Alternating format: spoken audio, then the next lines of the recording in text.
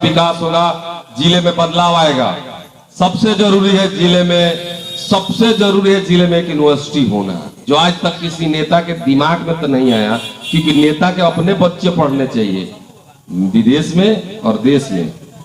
नेता के अपने बच्चों का भविष्य है, रोजगार है, लेकिन और बच्चों का और जिला के, राज्य के, देश के बच्चों के लिए कौन सोचता है? हमको अपने बारे में खुद सोचना पड़ेगा, अपनी लड़ाई स्वयं लड़नी पड़ेगी। आज आप लड़िएगा, कल आपके बच्चों का भविष्य बदलेगा। आज आप नहीं लड़िएगा तो आपके बच्चों का भविष्य वही है जहां रहेगा। ज्यादा हम लोग क्या करते हैं, खूब अपने बच्चे को पढ़ाते हैं, खूब पढ़ाते हैं तो मैट्रिक पढ़ा देते हैं, इंटर पढ़ा देते हैं, बाद में पैसा वाले रहते हैं तो इलाहाबाद चले जाते हैं, कुछ बनारस है, कुछ कोटा चले जाते हैं। और जिनकी बच्चों की पढ़ने की इच्छा ज्यादा होती है लेकिन पैसा नहीं होने के चलते नहीं पढ़ पाते हैं, उनकी इच्छाओं का क्या? उनकी इच्छा वाले 70% जनसंख्या है, मालूम है ना आप लोगों को? सिर्फ 30% ही लोग सक्षम है जो अपने बच्चों को बाहर पढ़ा सकते हैं। तो 70% बच्चों का भविष्य क्यों बर्बाद हो? सिवान के 70% युवाओं बहनों का भविष्य क्यों बर्बाद हो? लड़कियां क्यों जाएंगी उत्तर प्रदेश से डिग्री लेने? लड़के क्यों जाएंगे उत्तर प्रदेश से ज्यादा पैसा देकर डिग्री लेने? क्यों छपरा यूनिवर्सिटी से 8 साल 9 साल में डिग्री हासिल करेंगे? आप लड़ाई लड़िए, हम आपके साथ हैं। कल अगर हम एमपी बन के आते हैं तो सिवान में अगर यूनिवर्सिटी बनेगा और आप सब ग्रेजुएट और पोस्ट ग्रेजुएट होइएगा, तभी ना रोजगार मिलेगा। लोग कहते हैं, देश की बात करते हैं, रोजगार मिलेगा, रोजगार आएगा। अरे पहले शिक्षित तो हो तब ना रोजगार मिलेगा। बीपीएससी की परीक्षा हुआ था, कितने लोग सिवान के उसमें हुए थे? कितने लोग पास हुए थे? लीस्ट है किसी के पास? 200 लोगों का नाम बताइए, 200 लोगों का नाम बताइए जो सिवान के टीचर बने हो बीपीएससी में। क्योंकि शिक्षा ही नहीं है तो परीक्षा में कहां से शामिल होंगे? जब शामिल नहीं होंगे तो रोजगार कहां से आएगा? बात करते हैं देश की, जिला ही नहीं बढ़ रहा है। यहाँ के नेताओं का क्या है? देश की बात करेंगे, बिहार बचाओ, देश बचाओ। जिला भाड़ में जाए, जिला भाड़ में जाए। हम रहे ना रहे, क्या है? हम रहे ना रहे, देश रहना चाहिए। अरे पहले घर तो बचाओ, जेब भरना चाहिए। कहने का मतलब है कि आपकी अपनी लड़ाई है, ये मेरी लड़ाई नहीं है। अरे मैं एमपी बनूं ना बोलूं, क्या फर्क पड़ता है?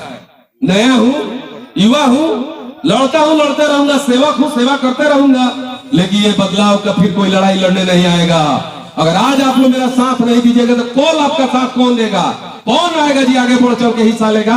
भरोसा टूट जाएगा युवाओं, भाइयों से, बहनों से और अभिभावकों से। आप जाति पाति और पार्टी पे बिक जाएंगे कि हम पार्टी को वोट देंगे, हम जाति को वोट देंगे, तो कोई सेवक नहीं आएगा लड़ने आपके लिए। लोग कहेंगे कि यहाँ जनता में कोई फायदा नहीं है लड़ने के लिए। आप जाइएगा, लड़िएगा, बर्बाद हो जाइएगा, बैठ जाइएगा। अरे किसी भी लड़ाई लड़ने के लिए साथ का होना जरूरी है। जब देश की लड़ाई हुई थी तो खाली गांधी जी ने नहीं लड़ाई लड़ा था, सुभाष चंद्र बोस ने, चंद्रशेखर आजाद ने, सबने लड़ा था। आप सिर्फ गांधी जी की बात करते हैं, नोट पे गांधी जी आ गए तो गांधी जी देश को आजाद करा दिए, तो चंद्रशेखर आजाद कहाँ थे? हैं? सुभाष चंद्र बोस कहाँ थे? बताइए वो लोग कहाँ थे? और भी बहुत सारे लोग थे, सब लोग, बहुत सारे लोग, लाखों की संख्या में, हजारों की संख्या में लड़ाई लड़ने वाले लोग, तब देश आजाद हुआ।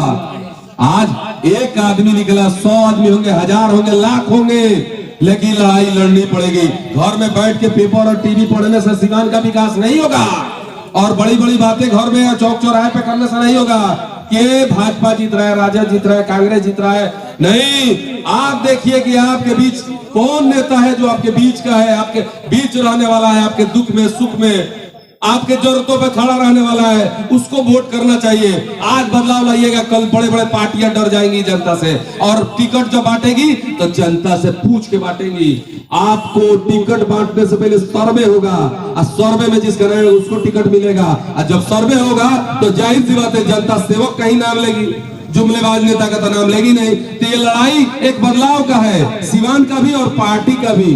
अगली बार जब आप लड़ाई लड़िएगा, कोई भी पार्टी टिकट देने से पहले 100 बार सोचेगा कि उसको टिकट दे रहे जनता में उसकी पकड़ है कि नहीं, जनता में उसका व्यवहार कैसा है, जनता के बीच वो कैसे रहता है, जनता का दुख सुख सुनता है कि नहीं, उसके घर में 3 दरवाजे हैं कि बिन दरवाजे हैं। अब आप देखे हैं कि 3 दरवाजा चाहिए कि बिन दरवाजा चाहिए? कौन सा दरवाजा चाहिए? 3 दरवाजा, मतलब 3 दरवाजा के अंदर वाले नेता चाहिए कि बिना दरवाजे के नेता चाहिए? बिन दरवाजा का नेता तो एक है जिले में, सेवक जीवन जादव, जिसके घर में दरवाजा ही नहीं है। हैं? जाके देख लीजिए, आज भी जीवन सेवा सदन में दरवाजा नहीं है, उखड़वा के बेचवा दिए। अब सड़ जाता लोहा था इसलिए बेच दिए 70,000 में।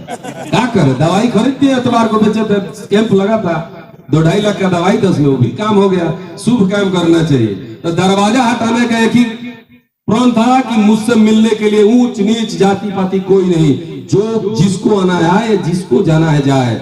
ना अमीर है मेरे लिए बड़ा, ना गरीब है मेरे लिए छोटा, सब मेरे लिए बराबर है। मैं समानांतर व्यवस्था बनाऊंगा सबके लिए, ऊंच नीच जाति पाति से हट के काम करूंगा। मौका मिले तो आगे सबको मौका मिलेगा, हर मेरी तरह आने वाला जुझारू युवा को मौका मिलेगा। अगर आज शुरुआत तो कीजिए, नहीं तो वही पुराने जुमलेबाज नेता, वही पुराने ढोकलेबाज नेता आपको आएंगे, लपका दिखाएंगे, छपका मार के निकल जाएंगे।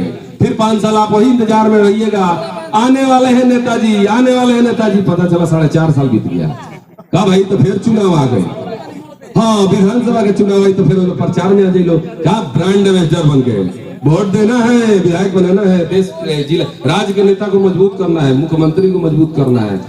आएंगे, हर चुनाव में आएंगे। बिना चुनाव के कोई नेता आके दिखा है? कोई नेता जो बिना चुनाव के गांव में जाके पूछता हो कि आपके गांव में क्या समस्या है कोई नेता जो आपके क्षेत्र में जाके पूछता हो कि आप बताइए आपके क्षेत्र में रोड की समस्या है, बिजली की समस्या है, पानी की समस्या है, शिक्षा की समस्या है, स्वास्थ्य की समस्या है? कोई नेता आज तक आया है? कोई आज तक पूछने आया है? क्या बताइए? बिना चुनाव के कोई पूछने आया तो बताइए। जीवन यादव हर संडे को प्रेस कॉन्फ्रेंस करके जारी करते हैं कि कोई भी समस्या हो तो आप फोन कीजिए 9693500009 पे। कौन अपने नंबर पर, कोई नेता का नंबर बोर्ड पर लगा है? तो मेरा आज भी वही नंबर है, कल भी वही रहेगा। 3 साल से मेरे मोबाइल पे लगातार लोगों का समस्या सुनते हैं और उसको सुलझाने का, निदान करने का काम करते हैं। कभी मोबाइल बंद नहीं किए। क्यों? कि किसी की समस्या हो, मैं गलती से सो जाऊं, मोबाइल ना उठा पाऊं और आदमी के साथ कोई घटना घट जाए तो मैं अपने आप को दुर्भाग्यशील समझूंगा कि मैं उसका काम नहीं आ सका। मैं गोरखपुर था एक दिन, एक कहानी सुनाता आप लोगों को। मैं गोरखपुर था, मेरे से गलती हुआ, एक गलती लाइफ में मैं उसको सीखा। मैं गोरखपुर था, एक बच्चे का फोन आया कि भैया अपेंडिक्स है, बहुत दर्द है मुझे। मैं बोला अपेंडिक्स है, छोटी मोटी बीमारी है, हम आते हैं तो करवा देते हैं। गोरखपुर से आते सिवान भेज देते, डॉक्टर मुकेश के ऑपरेशन हो जाता। यही प्लान था मेरा। दूसरे दिन पता चला अपेंडिक्स फट गया, बच्चा मर गया, 12 साल उम्र था। जिंदगी भर अफसोस होता है कि उस बच्चे को अगर हम ये कहते कि जाओ तुम ऑपरेशन करा लो, हमारे आने का इंतजार मत करो, तो शायद वो जिंदा होता। तो मैं अपनी गलती पर पछतावा करता हूँ। मेरी गलती थी वो, उस बच्चे की गलती नहीं थी। और जिंदगी भर इस बात को याद रखता हूँ। हमेशा अपने आप से कहता हूँ कि उस दिन मैं सिर्फ एक गलती किया। आखिर जब मुझे ऑपरेशन कल कराना था तो आज क्यों नहीं? मेरी एक गलती की सजा उस बच्चे ने भोगा ना। मैं वही कहता हूँ कि उस आदमी को चुनिए, उस आदमी को लाइए जो आपके लिए दुख व्यक्त करे, दुख दिखाए नहीं, दुख व्यक्त करे, महसूस करे कि आपका दुख मेरा दुख। आपका बच्चा अगर शिक्षित होकर अगर दरोगा बनता है, एसपी बनता है, डॉक्टर बनता है, इंजीनियर बनता है, तो उसको लगे नहीं ये मेरा भाई है, मेरा भतीजा है, तब जाके आप आगे बढ़िएगा। आपके लिए लड़ने वाला तब होगा ना जब उसको लगेगा कि बच्चा मेरा है, मेरा छोटा भाई है। उससे प्रेम होना चाहिए, सबको अपना समानांतर समझना चाहिए। कुर्सी के बगल में कुर्सी लगा तो ये ना देखे किस जाति का है, गरीब है कि अमीर है। यहाँ तो कुर्ता पैजामा पहनने वाले लोग के बगल में जींस वाले बढ़िया पहन के बैठ जाए तो उसको बैठाएंगे, तो गंदा पहन के जाए तो उठा के हटा दे, कोई मीडिया में आ जाए। यही नेता की पहचान है। बैठे है कोई नेता के बगल में, हमारे यहाँ तो कुर्सियां लगा रहता है, चारों ओर से घेर के बैठ जाइए। मुझे क्या फर्क पड़ता है गंदा पहने, अच्छा पहने, फटा पहने? मुझे तो मतलब है कि आए हैं, आपका मदद करना है, आपका सेवा करना है। तो ये लड़ाई मेरी नहीं है, ये आप सबकी लड़ाई है। आगाज कीजिए, बदलाव कीजिए। अब मुझे मौका मिलेगा तो मैं दिखाऊंगा कि सिवान की धरती पे कैसे कार्य होता है। और तब अच्छे नेता का हिल जाएगा दिमाग और उतर के आना पड़ेगा हेलीकॉप्टर से जमीन पे काम करने के लिए। अब आएंगे जमीन पे आके काम करेंगे, बदलाव कुछ लाए ना। बढ़िया बढ़िया नेता लोग चंदा देहल शुरू कर दो, जो मिलत नारला मिलत ला के नेता। अब उतर के दशहरा पूजा से लेके सरस्वती पूजा में नेताजी लोग चंदा बंटवाता लोग। केहू गरीब जाता था मदद करता लो, पहले केहू कहला एग्जाम्पल बने। हम चाहते हैं बड़ा एग्जाम्पल बने, जिला स्तर पे काम करना चाहते हैं। आपका आशीर्वाद रहेगा तो हम जिला स्तर पे काम करके दिखाएंगे। एक मौका मैंने कहा था नगर परिषद में गोरखपुर की तरह दिखाऊंगा। आप लोग शहर जाते हैं देखते हैं ना, बदलाव आया है ना। जब नगर परिषद को 35 साल के भ्रष्टाचार को मैंने 1.5 साल में बदल दिया, तो सोच लीजिए कि पद पे नहीं रहते, अगर मैं खुद सिवान का एमपी बनूंगा तो क्या होगा, बदलाव कैसे होगा। एगो मौका तो मिले, क्योंकि काम करने का जीजीबी साहब कर्मठता ईमानदारी है। मौका मिलेगा तो दिखा देंगे कि सिवान में बदलाव कैसे होगा, सिवान में विकास कैसे होगा और सिवान आगे कैसे बढ़ेगा। धन्यवाद।